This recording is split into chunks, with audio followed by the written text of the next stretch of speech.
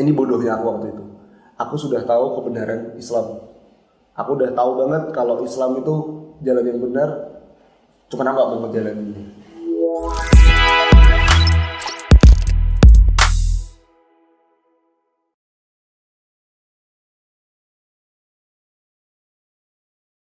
Assalamualaikum warahmatullahi wabarakatuh. Assalamualaikum warahmatullahi wabarakatuh. Kita lagi nggak boleh salaman ya, karena kan lagi social distancing. Ya benar. Alhamdulillah nih teman-teman Cah Hijrah, saya Obin Robin atau Moko Robin Zain. Dan saya Dul Fadul Karis. Kayak aku nih kayak mau acara juga. Kamu tuh narasumber. Kamu yang memperkenalkan. Oh iya boleh. Iya. Jadi alhamdulillah kalau kemarin ada edisi pertama ada Junior Haris yang adalah kakaknya ya. Sekarang adiknya. Ini hujan ya? Masya Allah. Gak apa-apa ya denger ya? Allahumma sholli nafi'an dulu ya. Semoga berkah selalu. Yes. Oke. Fun. Banyak orang yang tanya sama teman-teman Cah Hijrah. Delvano, itu sebenarnya berawal dari kapan kamu pengen tahu Islam itu? Ini Oke. Sebelumnya Iya. jadi dia belum tahu, dia ini adalah alhamdulillah mualaf sejak Oktober 2019 dan kebetulan juga di pas kajian Cah Hijrah ya. Oke, Iya. silakan. Oke, pertama kali aku mualaf ini. Iya. Pertama kali tertarik sama Islam. Kayak mungkin 2015 Oke. akhir 2015 akhir itu aku udah nggak punya agama gitu. Maksudnya? Kayak nggak ada yang aku peluk. Jadi nggak ada yang aku percaya saat itu.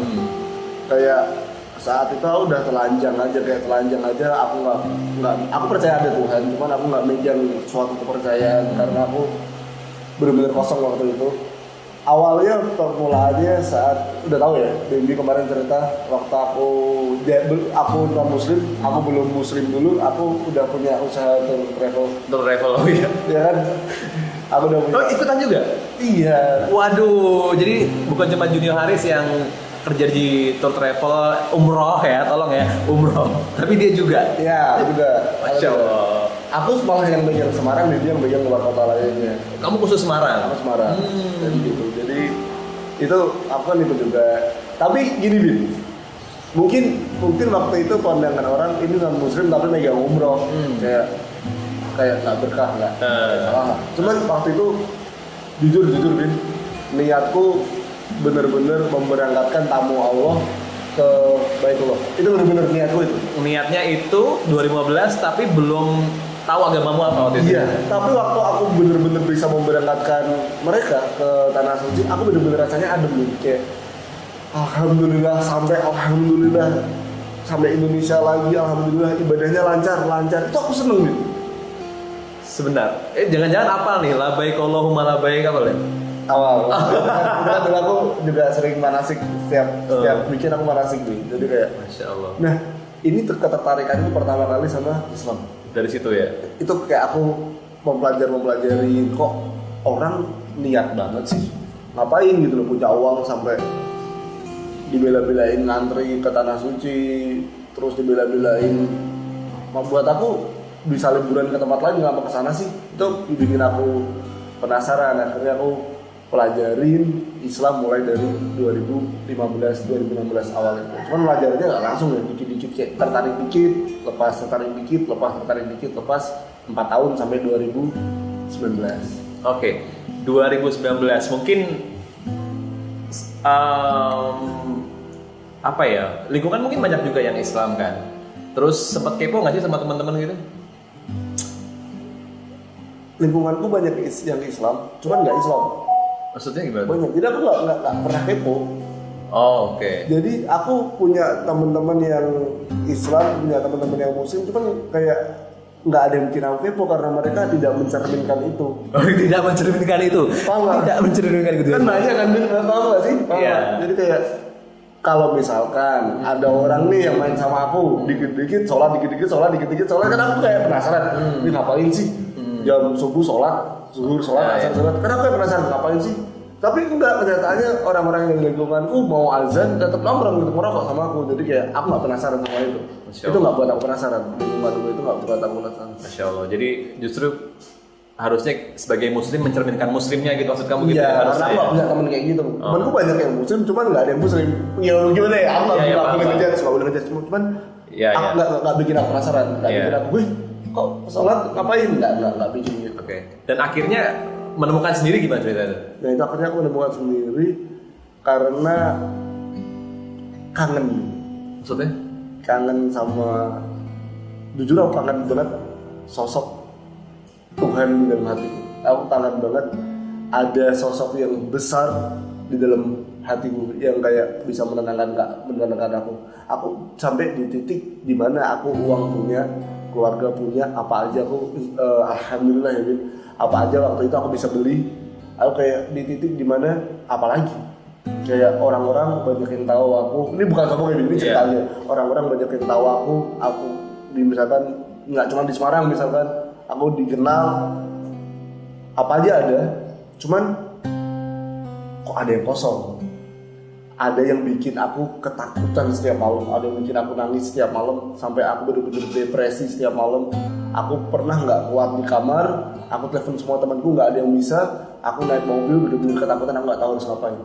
Kayak ada yang kurang satu di hidupku. Dan aku tahu kalau itu Allah. Yang kurang di hidupku adalah Allah. Aku tahu, sadar banget, aku sadar. Cuma aku nggak berani mengambil itu. Dan sering manusia itu munafik menurut aku gitu. Sering banget semua orang munafik, kayak kamu kok nggak sholat, kamu kok ya maaf ya, misalkan kamu nggak berhijab, kamu kok nggak ini sih, kok kamu nggak punya agama. Terus banyak orang yang bilang menyalahkan Allah. Aku belum dikasih hidayah masalahnya. Astagfirullah. Kan banyak yang begitu ya. Iya. Aku nunggu hidayah nih. Soalnya Tuhan belum ngasih aku hidayah. Itu buat aku orang-orang yang munafik kayak aku dulu, orang yang paling munafik. Karena buat aku Allah selalu ngasih kita hidayah setiap harinya lewat orang-orang di sekitar kita. Cuman tinggal kita mau ambil atau enggak. Seringkali kita cuma melihat hidayah itu datang dan kita tolak. Aslinya kamu datang ke aku waktu kita seminar bareng, terus kamu cerita tentang Islam ke aku, itu hidayah buat aku gitu. Iya kan? Itu hidayah buat aku. Cuman aku tolak saat itu. Aku dengar apapun itu hidayah buat aku. Dan semua orang di muka bumi pasti dapat hidayah dari Allah, tinggal mau terima atau enggak. Ya.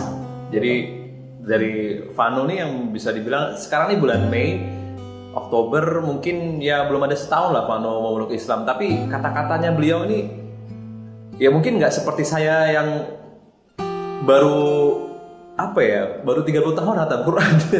Saya ngerasa malu, ternyata emang bener sih hidayah itu emang datang kapan aja. Setiap hari begitu. Masya Allah. Setiap hari, hidayah terus setiap hari. Ke seluruh umat manusia. Terus Allah sayang itu. Akhirnya kamu ketemu Allah tuh gimana ceritanya itu? Malam-malam nih. Malam-malam. Saat itu kayak setengah tahun itu aku selalu ingat mati.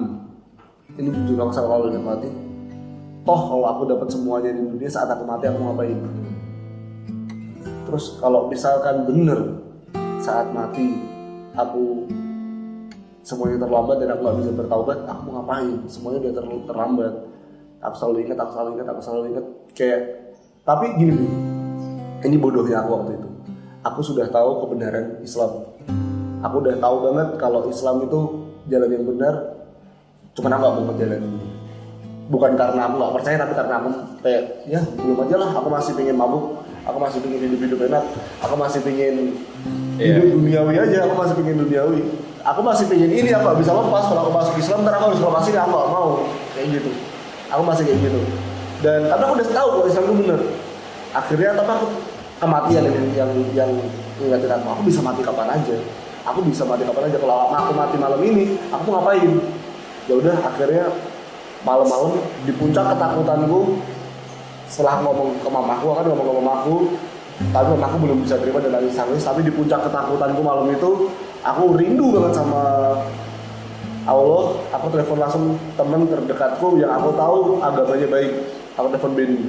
Ben, kamu bisa ke rumahku nggak? Kenapa ajarin aku sholat?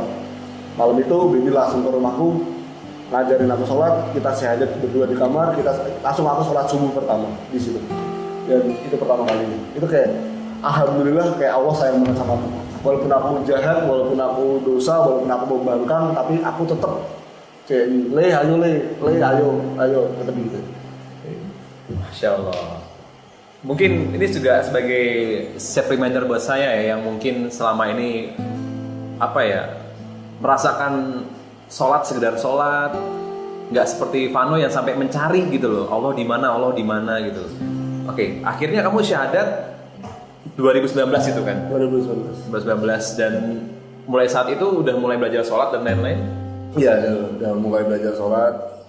Udah dan lain-lain itu kan dalam ini, dan lain-lainnya ya insya Allah akan lah. Cuman untuk dasar-dasar ibadah, insya Allah aku udah dikit-dikit belajar. Dan akhirnya Vano pengen syahadat lagi waktu itu kan, yang benar-benar biar disaksikan, karena kan waktu itu aku belum tahu. Harusnya syahadat tuh harus ada saksinya atau enggak.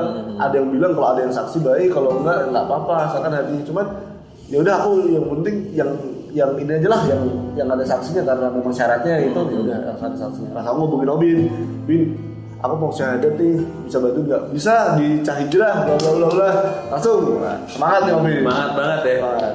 Karena jujur ya 2018 ketemu Vano itu, saya waktu itu udah berhenti dari hal-hal itu ya. Ketemu Vano waktu itu, Bin sini Bin main ke hotel, aku lagi ada syuting di hotel, dibilang gitu kan sama si Iyo waktu itu kan. Main ke sana kayak merasa ini orang kayaknya harusnya muslim nih. Di sana harusnya muslim. Hingga akhirnya 2019 waktu saya umroh di bulan Ramadan tahun lalu itu sama istri saya nyebut nama dia nih di depan Ka'bah nih, Delvano Haris dan Junior Haris. Ya Allah, berangkatkanlah umroh ya Allah, walaupun sekalipun dia belum muslim ya Allah, berangkatkan ya Allah. Serius Pan. Jadi begitu lihat pertama kali nih saya lihat Ka'bah nih ya, saya langsung ingat teman-teman saya nih. Dulu harus kesini nih, harus kesini nih, harus kesini. Termasuk kamu Pan. Nih Vano harus kesini nih. Allah harus mengundang Vano ke sini nih. Masya Allah ya. Pulang dari umroh ketemu dia di Oktober tuh malah pengen di Cahijrah itu, makanya saya. Dan alhamdulillah udah umroh juga Bin. Alhamdulillah. Oh iya, kamu udah umroh ya? Iya udah. Masya Allah. Ini juga apa ya? Alhamdulillah saya udah umroh nih. Alhamdulillah. Kalau misalnya belum melihat Vano yang baru saja muslim terus tiba-tiba umroh tuh rasanya kayak ketampar, tau gak sih? Uang ada, kesempatan ada, tapi keduluan dia kan, Masya Allah. Ya itu makanya aku bilang Bin, aku pede, Allah tuh sayang banget sama aku sepede itu. Orang dari ya aku tuh orang yang sedosa-dosanya orang dosa sih, berdosa yang benar-benar berdosa, yang memungkiri Tuhan, yang nggak peduli sama Tuhan, nggak pernah ibadah, nggak pernah apapun, masih mau dirangkul. Setelah itu masih dipanggil ke tanah suci. 5 hari sebelum tanah suci ditutup ya kan Bin, mamaku berangkat.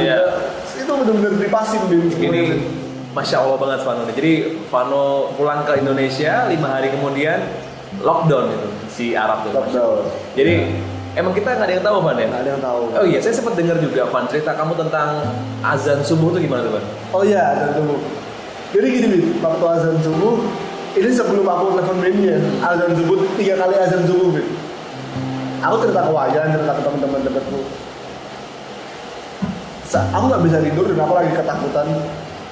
Waktu mau tidur aku pasti ketakutan dan ada azan subuh. Allahu Akbar. Hatiku langsung getar, nggak tahu, tapi nggak takut. Adem, cuman nggak tahu harus ngapain. Aku cuma madep atas. Terus air mataku keluar semua, aku bener-bener nangis. Ini kayak khayal sih. Kalau orang denger kan kayak apa sih, masa dengeran dulu khayal. Terus di otakku aku membayangkan sholat langsung. Padahal belum muslim itu. Belum muslim, dan aku membayangkan sholat. Cuma membayangkan sholat sambil tiduran, akhirnya sampai aku ketiduran. Dan itu terjadi 3 kali sebelum aku sholat. 3 kali? Terjadi 3 kamu kali. nangis sampai ketiduran setelah dengar azan dulu? Iya, 3 kali sebelum aku sholat. Aduh, saya belum pernah gitu Man, serius Man. Iya. Dengerin azan nangis. Masya Allah. Ya mungkin ketika pas di tanah suci sih denger azan akhirnya nangis. Cuma sebelumnya itu belum pernah dalam hidup. Belum. Ya. Yang ada denger azan langsung tahile gitu dari gembir. Jadi berawal dari situ ya. Maaf ya Dit. Nah. Dulu aku kalau denger azan aku pernah ngata-ngatain. Ya.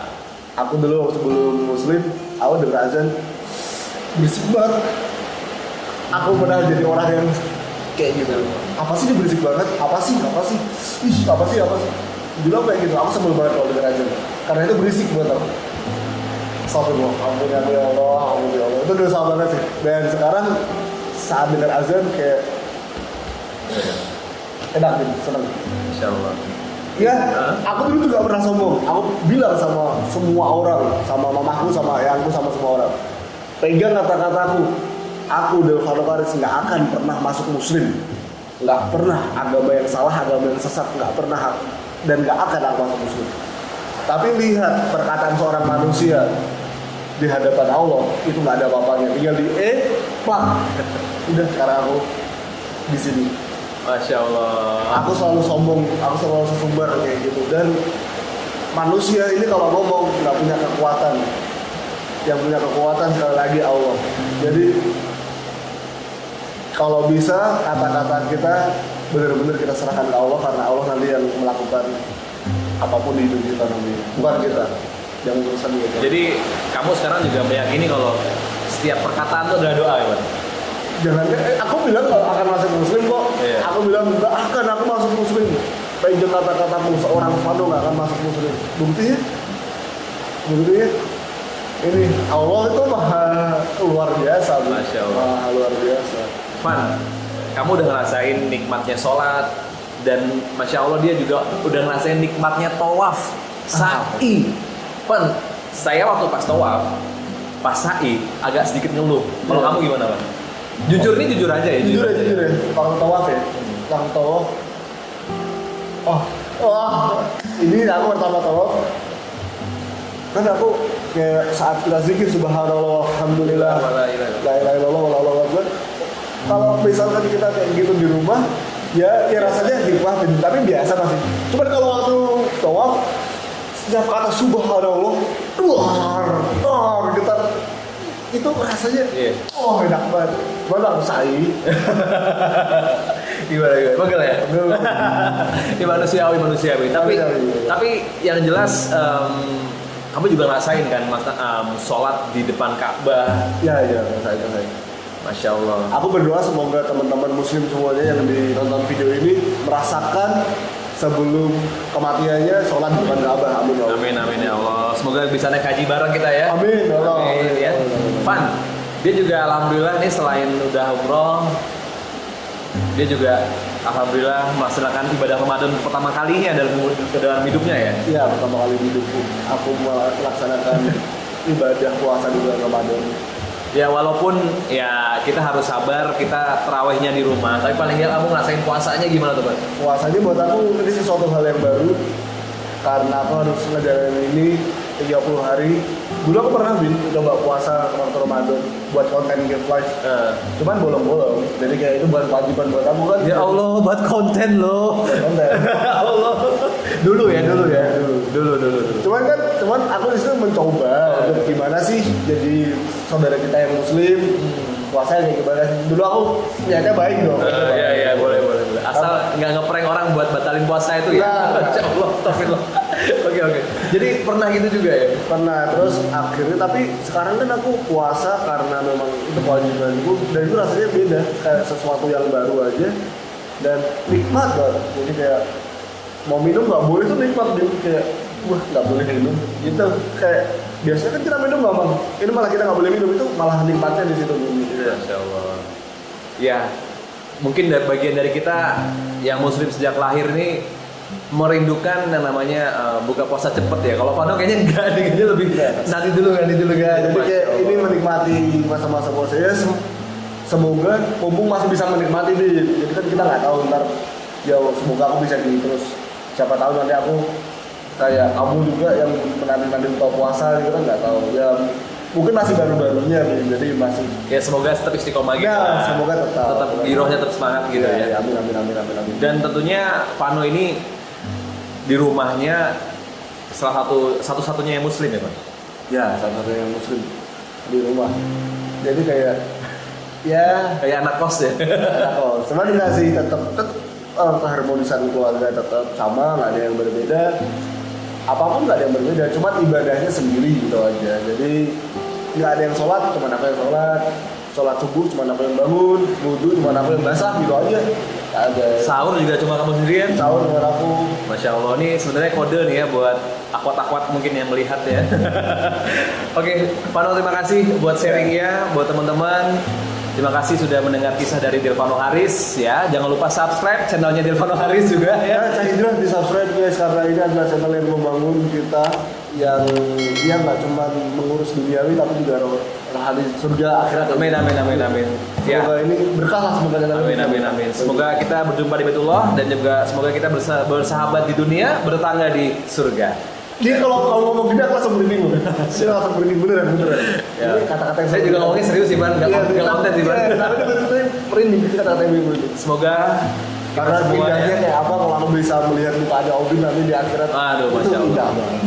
Amin amin amin ya Allah, semoga kita angkat derajatnya Vano. Allah angkat derajatnya Vano ke surga nanti. Amin. Semuanya juga nanti bisa bertemu di surga. Amin ya Allah. Amin ya Allah. Saya Bin Robin. Saya Delvar Karis. Wassalamualaikum warahmatullahi wabarakatuh. Assalamualaikum.